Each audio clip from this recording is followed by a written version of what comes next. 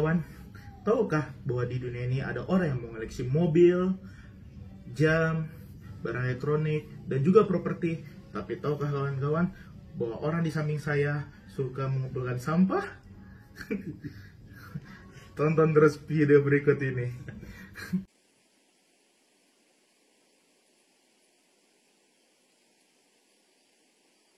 Assalamualaikum warahmatullahi wabarakatuh. Selamat pagi kawan-kawan semua. Semoga sehat selalu di sana. Balik lagi ke channel KKM 87 dengan saya Noval Wirham di sini. Karena saya sudah bingung dengan konten kreatif di rumah. Akhirnya setelah mengunjungi beberapa tetangga, saya dapat salah satu narasumber yang bisa membagikan inspirasi pada kawan-kawan semua. Jadi di samping saya ada Pak Ujang. Beliau ini tetangga jauh, tetangga jauh beda RW, di mana beliau ini salah satu pengurus bank sampah di Kampung Budorenan. Ya, mungkin Pak Ujang bisa cerita dulu gimana kegiatannya? Awal mulanya berarti ya? Ya, bisa awal mula mungkin. Ya. Assalamualaikum warahmatullahi wabarakatuh. Ya, waalaikumsalam. Wah, terima kasih kepada Bang Nopal nih yang sudah silaturahim ke rumah saya. Ya, kemarin sempat ikut ya dalam pelaksanaan di lapangan, terjun langsung melihat kondisi real gitu ya, pengumpulan sampah dari warga. Bank Sampah Kampung Budorenan. Oh, perkenalan dulu kali ya, biar enak kali ya. Iya, perkenalan aja dulu. Nama saya Ujang Saifuddin, orang Sunda ya, orang Sunda, dan kebetulan sih Jawa Barat juga, jadi sama lah. Asli saya dari Sukabumi. Bank Sampah Kampung Budorenan itu dibentuk pada tahun 2015, persisnya bulan Oktober ya, Oktober 2015. Ya, awal mulanya itu melihat di daerah sekitar Kampung Budorenan banyak yang warga, terutama awalnya melihat jelantah ya, jelantah itu kesehatannya jelantah gimana dibuangnya gitu, digot aja gitu biasa, loh digot gitu, saya kaget gitu kan. Terus banyak juga warga-warga di sekitar sini yang sampah-sampah istilahnya kurang care lah gitu ya, terhadap sampah di sekitar rumahnya gitu ya. Muncul ide awal seperti itu. Terus bagaimana kita coba buatkan, yuk kita barenglah sama teman-teman ya, sama teman-teman buatkan suatu bank, karena kita sebetulnya bank sampah ini kan sudah banyak ya, jadi kita cuma hanya meyopateng itu menduplikasi lah gitu ya. Artinya udah banyak contohnya, kita cari yang sesuai dengan lingkungan kita. Pernah kita studi banding ketika mengawal pendirian itu ke daerah Jatiwaringin gitu ya, terus ke daerah di sekitar Pida gitu ya. So, kita udah beberapa tempat dan kita melihat kondisi yang enaknya di lingkungan kita seperti apa gitu ya, dan dirumuskan dengan teman-teman. Cuman kendala awalnya adalah respon Kang Nopal. Iya. Kang Nopal Mas Nopal nih. Bebas, ini manggilnya abang aja lah, abang aja, Ujang ya. biar nggak formal. Pak Ujang tuh terlalu formal kayak. Jadi mungkin Bang Nopal, jadi tantangan awalnya tuh ketika masyarakat dikasih tahu ada bank sampah, mereka tuh apain sih gitu.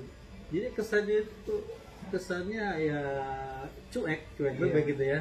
Memang gitu sih masyarakat kebanyakan, terutama untuk di kampung kita ya.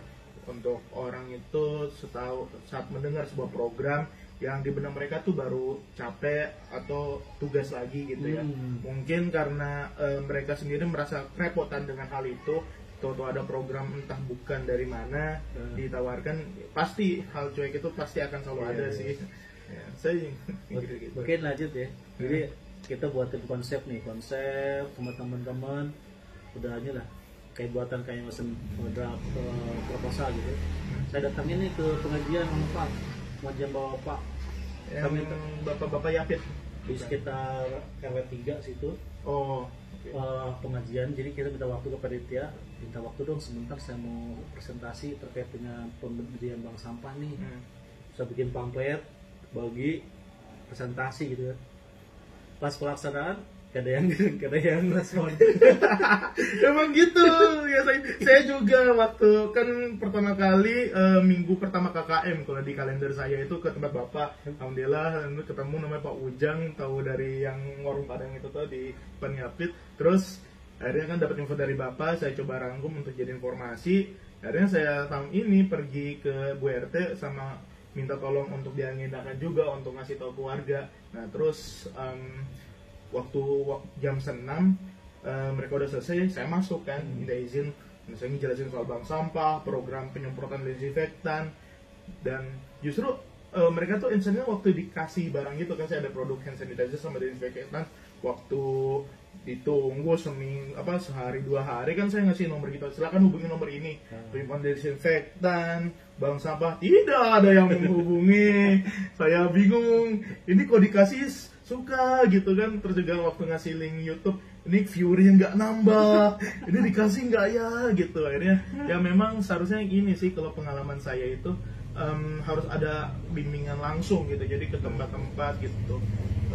Kalau penyemprotan desinfektan memang nggak mereka yang minta, tapi kita yang datang kalau bisa tuh sama Bu RT biar jelas gitu ya. Jadi dari bank sampah itu nggak datang, jadi gimana Pak? Jadi ya karena niat kita emang sosial ya, jadi bukan berarti tujuan awal kita bagaimana bisa edukasi masyarakat terhadap lingkungan gitu ya.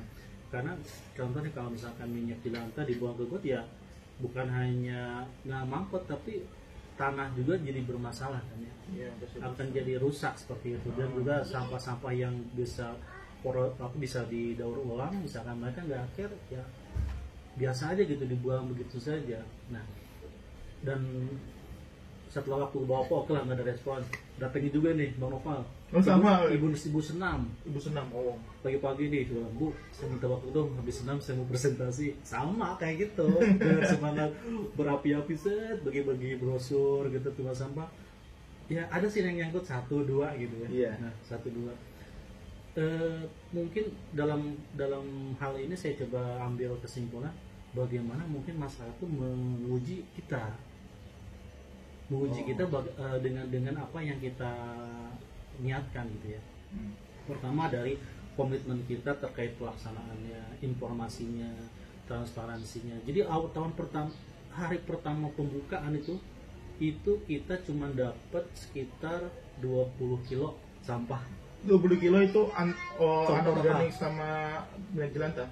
Jelantah belum waktu itu. Oh, jadi masih gabungan keseluruhan 20 kilo. Kayak koran itu cuma ya 20 kilo kecil banget lah gitu.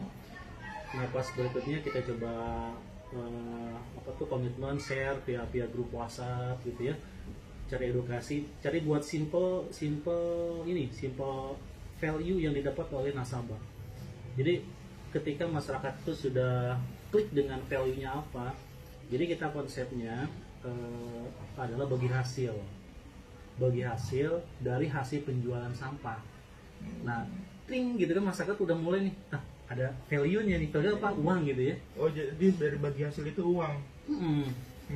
Jadi awal ketika kalau kita bicara lingkungan, masyarakat tuh nggak masuk ke dalam hati. Tapi ketika kita coba rubah mindset depannya bahwa kalau kita bisa mengumpulkan sampah dan ditabung di bank sampah, dapat uang loh. Nah, dengan kata-kata itu mereka udah langsung gitu ya. Nah, langsung tuh mulai bertambah dari mulai 20 kilo sampai 50 kilo, 100 kilo sekali penimbangan ya. 300 kilo gitu, dan itu oke lah, kita buat konsisten yang sudah ada, kita maintain informatif dan transparansi ketika hasil penimbangannya. Nah ketika bagi hasil setahun, kita pun informasinya clear, transparansi dalam hasil penjualan. Kita buat laporan setiap penjualan, berapa harganya per jenis, terus berapa persentase didapat oleh nasabah, itu sekitar 70% dari total penjualan ya. Nah itu Bang Noval, ketika mereka compare, cek, wah gedean juga ya katanya, harganya lebih besar dari yang suka muter katanya. Oh, jadi mereka merasa kok lebih besar ya. Nah di situ kita udah punya semacam poin plus, ya poin plus dari apa yang kita lakukan. Jadi tidak hanya promosi berupa transparansi laporan dari mulut ke mulut, mereka akan langsung di bank sampah bagus loh, ini hasilnya seperti ini hasilnya loh. Alhamdulillah nih, jalan kedua, bulan tahun kedua, sekarang ini udah tahun kelima ini. Tahun kelima berarti kegiatannya dari tahun tadi 2015. Udah tahun kelima. Kalau dulu sekali pas pertama penimbangan cuma 50 kilo, 20 kilo ya, itu 100 kilo. Sekarang kemarin lihat Bang Nopo ya, tadi itu sampai 1,2 ton sekali nimbang. Itu sampai ngebludak ke atas losbak. Kata saya, oh, ini losbak kampung atau losbak Pantura? Ini juga masyarakat nih, kalau dikasih uang, diiming-imingi uang, baru bergerak menyelamatkan lingkungan. Aduh, memang sih ya masyarakat, tapi itu seharusnya ya. Iya, memang kenyataan di masyarakat begitu ya, harus ada sesuatu yang men-trigger seperti uang. Susah memang ada tumbuh kesadaran secara mandiri, apalagi dinasihati gitu ya. Iya, jadi kita balik tujuan awalnya kita tulisan lingkungan, tapi kita depanin dulu value-nya, sehingga mereka tertarik. Tujuannya kan kena nih dapat ya, secara lingkungan juga dapat, mereka juga bahkan sekarang yang ibu-ibu yang biasanya suka jual ke yang suka muter itu, mereka ngumpulin datang ke bank sampah, katanya lebih mahal, lebih bagus harganya katanya gitu. Ya oke, silakan gitu mah, nggak, yang penting tujuan kita. Kayak kemarin ada yang setor minyak jelantah karena dia suka dagang gorengan segala macam, sampai 50 kilo. 50 kilo berarti dia bawa dirijen sendiri itu.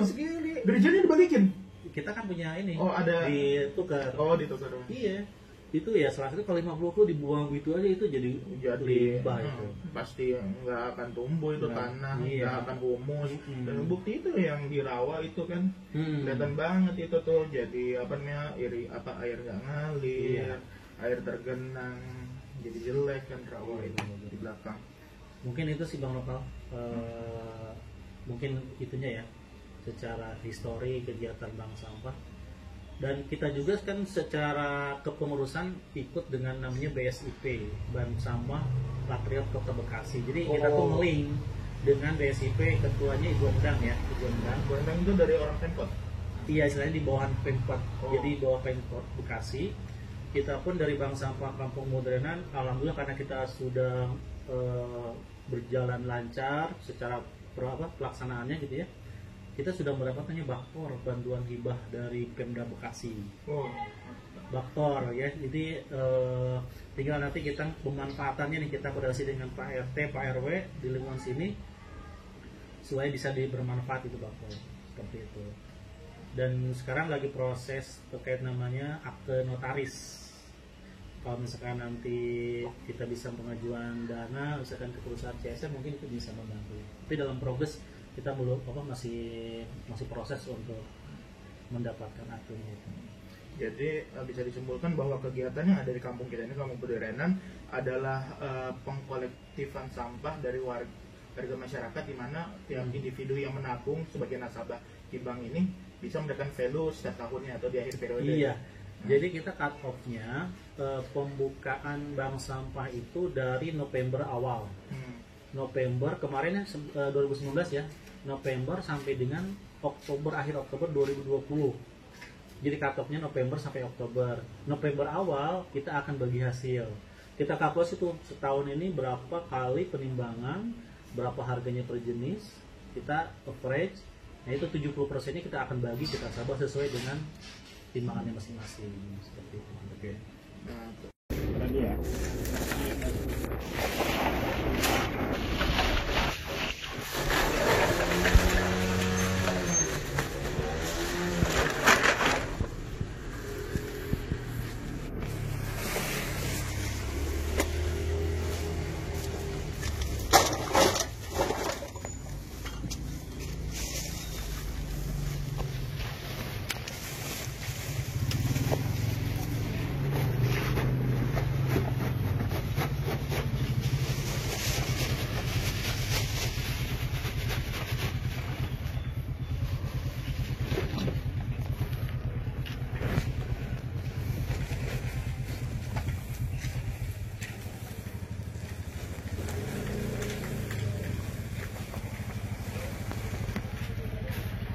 Oke, jadi tadi kita sudah membahas mengenai sejarah bank sampah di kampung Budranan kita ya Pak. Cukup menarik dengan masalah yang ada. Semoga bisa jadi pembelajaran buat kita semua. Langsung saja Bang Ujang, untuk kegiatan bank sampah ini kira-kira jenis sampah apa aja yang bisa kita tabung Bang? Oke, jadi kita ada namanya buku tabungan ya. Buku tabungan buat nasabah. Di belakangnya sudah tertera ada 7 jenis sampah yang bisa dikumpulkan dari nasabah ya, rumah masing-masing. Yang pertama, untuk jenis plastik kita kategorikan satu jenis plastik seperti botol minuman, terus kayak aqua ya, kayak aqua yang tanggung atau yang gelas gitu ya. Gelas dan botol. Terus dan itu tidak berair, jadi kita sudah informasikan itu nggak boleh ada airnya. Jadi harus bersih, harus kering ya. Jadi kayak sisa-sisa air yang sedikit-sedikit gitu ya, harus dibuang, harus dicuci bersih dulu. Dan kita juga sampaikan untuk yang botol kayak gini nih, kalau udah kosong nih biar diringkas gitu ya, supaya nanti di tempat juga lebih hemat lah, lebih tempat. Karena kan kalau kosong ringan dan dikit gitu hasilnya, seperti itu. Iya, memang mudah juga. Terus untuk jenis plastik yang lainnya seperti bekas mainan anak-anak, perabotan rumah tangga yang dominannya plastik, seperti itu. Cuman kita di bank sampah Kampung Budranan seperti plastik bekas belanja plastik bag ya Bang? yang sasetan ya, sasetan. Itu kita belum terima. Sebetulnya ada celah, cuman kalau sedikit jadi belum, dari pengumpul besarnya belum bisa karena jumlahnya mungkin harus besar gitu ya. Jadi untuk sementara kita keep dulu, nanti sambil cari informasi berikutnya. Karena memang permasalahan kita untuk yang sasetan nih kayak sampo, terus rinso itu, terus yang bekas kecap gitu ya, itu kan banyak ya di rumah tangga. Itu kita belum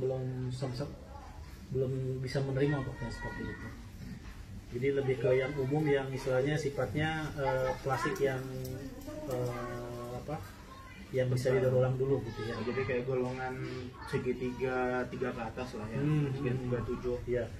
Terus yang kedua kertas nih. Kertas ini kita bagi 3 kategori. Kertasnya Bang Nopal ya.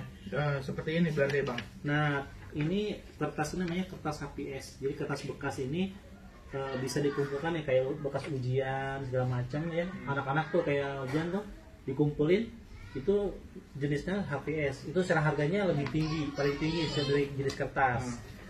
Terus yang kedua, kalau untuk putihan ini ada ini juga nggak kayak kriteria apakah kertasnya harus 1 halaman saja yang terprint atau 2 halaman bolak-balik?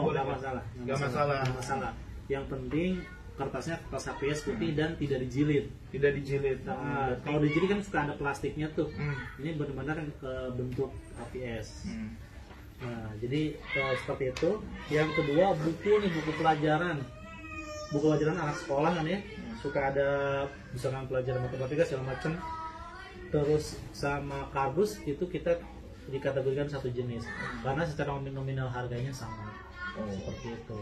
Kardus misalkan kardus bekas Indomie, atau misalkan TV gitu yang beli baru misalkan ya, itu kardusnya tuh bisa dikumpulkan. Nah yang ketiga kertas duplek, kertas kemasan yang Bang Nopal. Kertas duplek itu contohnya ini kayak Tetra Pak yang susu anak-anak ya. Kayak kemasan ini ya, kardus sereal, susu. Terus itu kayak kotak-kotak kecil gitu ya. Itu yang kardus tapi ada plastiknya. Plastik di bagian luar dan berwarna biasanya. Berwarna itu kita kategorikan duplex. Dan juga kalender ya. Kalender tuh yang suka berwarna tuh licin ya. Nah itu kita kategorikan kalender yang digulung gitu. Jenis kalender lah. Yeah. Kayak itu kita kategorikan kertas duplex. Jadi kertas bagi tiga macam. Nah, terus yang berikutnya kita kategori logam. Logam juga kita kategorikan satu kategori seperti perabotan rumah tangga, besi, jemuran bekas lah, sama kaleng makanan dan minuman. Itu kita kategorikan satu jenis. Seperti itu. Jadi semua logam apapun ya, mau besi, seng gitu ya. Iya. Memang logam ini incaran orang-orang Madura di belakang rumah. Iya. Tapi fakta di lapangan untuk logam ini selama pengumpulan ya, itu ya gak begitu besar. Yang paling dominan itu adalah buku dan kardus. Oh, kardus juga. Iya, itu yang paling dominan ternyata. Sampai sekali penimbangan sampai dapat sampai 350 kilo Berapa kilo? untuk jenis kardus. Buku ini. Nah, untuk tadi logam untuk kondisinya bagaimana? Apakah yang sudah karatan boleh? Apa aja? Apa boleh? Boleh. Yang udah karatan itu yang namanya kan bekas ya. Bekas, baik. Bekas gitu seperti itu. Terus yang berikutnya kaca di sini adalah botol yang masih utuh, tidak pecah. Seperti botol kecap, botol sirup ya. Kalau misalkan yang udah berantakan pecah itu ya itu jadi takut jadi berbahaya juga ya. Itu kita belum terima seperti itu. Terus yang terakhir ini jelantah yang disampaikan, jelantah yang sudah disaringkan di rumah masing-masing. Jelantah ini ada bekas terasi, bekas ikan teri gitu ya, ikan asin, kan langsung tuangin tuh. Nah kita edukasi ke masyarakat, tolong bisa disaring dulu. Jadi biar gumpalan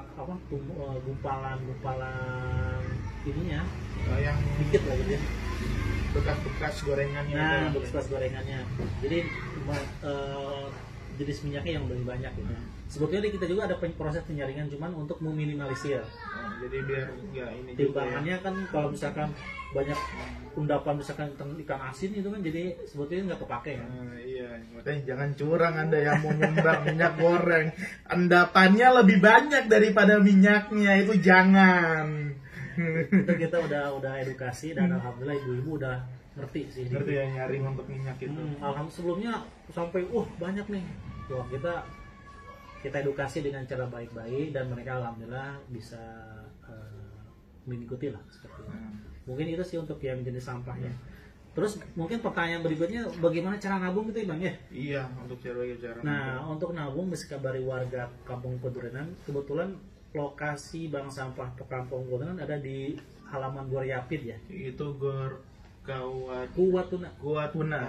Milik Yapit, persisnya Ustadz Heri Koswara ya. Alhamdulillah kita dikasih fasilitas oleh beliau dan kebetulan ketua bank sampah sendiri Bang Ajis adalah keluarga Yapit gitu ya. Jadi Bang Ajis putra almarhum Haji Sumarta ya.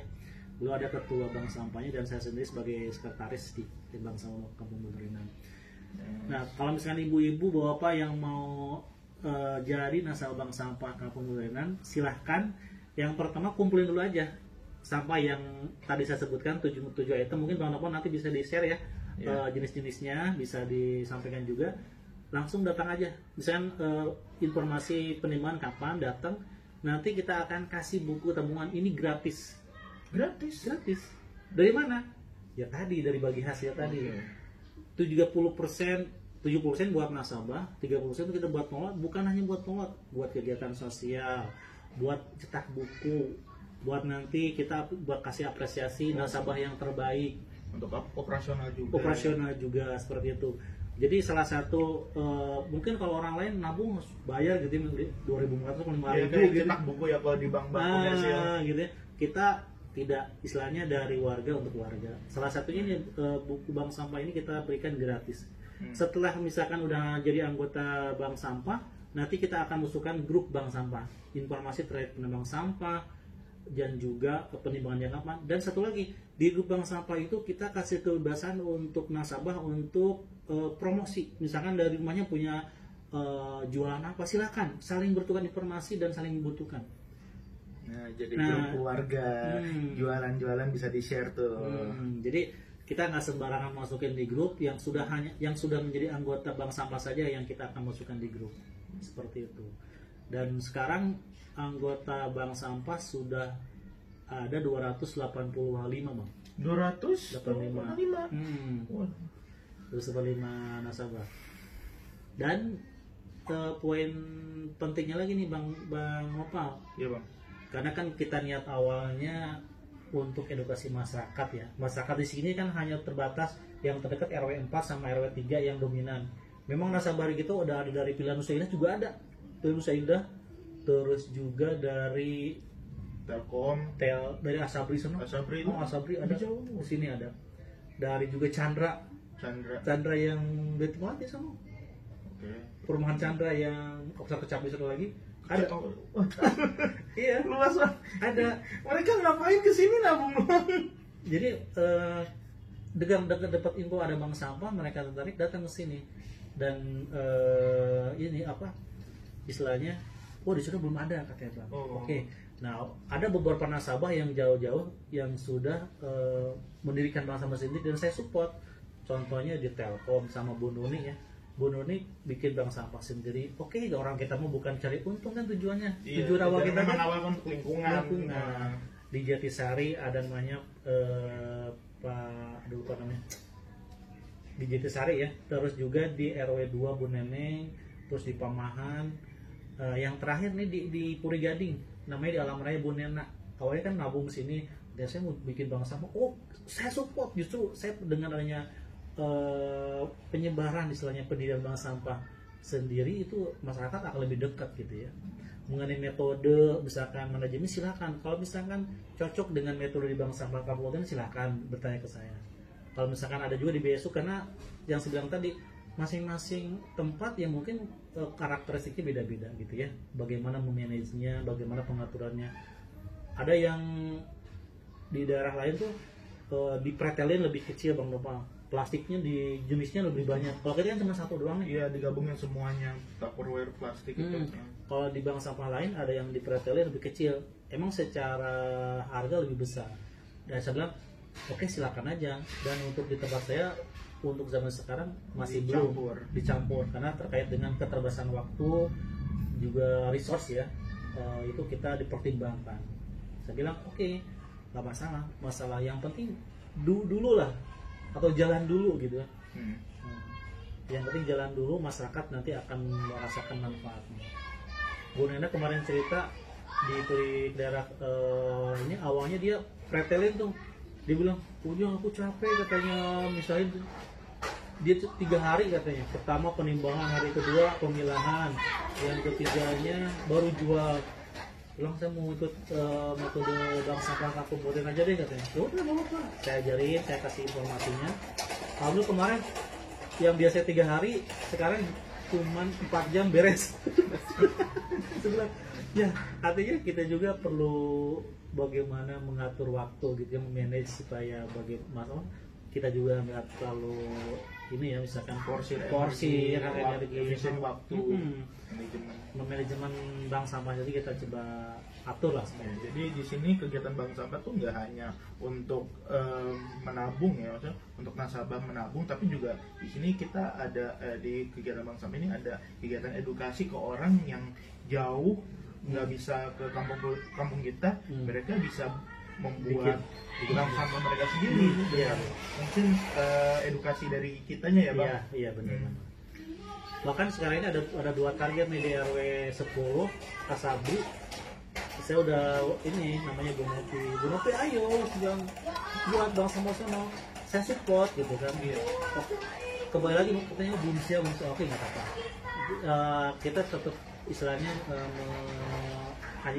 ini ya, mengedukasi bagaimana mereka bisa lebih dekat lah dengan masyarakat di lingkungannya sendiri gitu. Trigger seperti itu.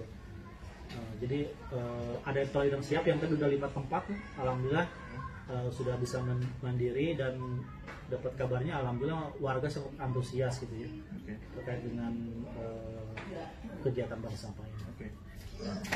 Oke, jadi kita udah dapat informasi mengenai bagaimana menjadi nasabah dan juga kegiatan selain nasabah. Terus gini, misalkan saya di rumah nih udah ada dari jan untuk minyak, udah ada kantong plastik untuk sampah botol, terus ada sampah logam. Saya udah siap nih. Nah, terus saya mau ikut nabung, itu gimana teknisnya? Datang aja langsung ke bank sampah. Misalkan informasi penimbangan hari apa. Nah untuk contoh nih, besok sekarang tanggal berapa? Sekarang tanggal 13. Itu tanggal 2 pekan lagi, 23 Agustus kita ada penimbangan. Jadi kita 2 pekan sekali Bang Nopal. 2 pekan sekali. Kemarin tanggal 9 Agustus penimbangan, terus nanti tanggal 23 Agustus penimbangan lagi. Seperti itu. Datang bawa sampah, nanti akan diregistrasi di buku induk, akan dapat buku tabungan. Buku tabungan nanti didaftarkan di grup PA. Nah, cukup mudah ya, tidak beribet, berarti nggak perlu ini ya, ada isi form bawa identitas segala macam, nggak perlu ya. Nggak perlu, kita lebih ke modal itulah, saling support lah, percayaan. Ya, ya mungkin bincang-bincang kita sudah selesai. Ya cukup informatif sekali informasinya, dan tadi kita juga dapat informasi lain bahwa kawan-kawan semua yang di sekitar Bekasi ataupun yang mungkin dekat dengan Kampung Pegaranan tapi sudah menjangkau lokasi ini bisa datang dan juga minta konsultasi mengenai bank sampah ini. Mungkin kawan-kawan punya ide untuk membuat bank sampah sendiri, bisa ke Pak Ujang, bisa ke kegiatan yang langsung tadi. Untuk nomor mungkin nanti akan ditaruh di caption ya. Nanti kawan-kawan bisa hubungi nomor di caption. Dan juga untuk bank sampah Kampung Pegaranan ini sudah ada Facebook homepage-nya sendiri. Itu kawan-kawan bisa akses di sana, ada informasi mengenai jadwal pembuangan sampah, ada dokumentasi kegiatan kita juga, dan ada mengenai informasi sampah-sampah dan juga informasi lainnya. Ya mungkin itu aja ya yang bisa kita obrolin di sini. Kawan-kawan, terima kasih yang udah nontonin video kami. Jangan lupa kalau ketinggalan informasi lainnya bisa tonton video-video sebelumnya ada, dan tunggu juga video-video dari kawan-kawan lainnya. Terima kasih. Wassalamualaikum warahmatullahi wabarakatuh. Dadah.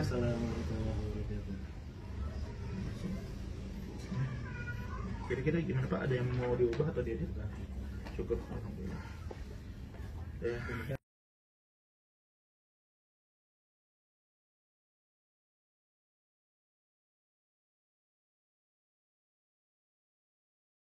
Ini mungkin bedanya Pak, kalau kawan-kawan lain bikin webinar, konsultasi online, saya di sini wawancara langsung. Mungkin tidak ada sertifikat, jadi mohon maaf kawan-kawan yang menonton tidak dapat sertifikat. Mohon maaf, kami tidak ada dana untuk membuat desainnya, tidak ada waktu.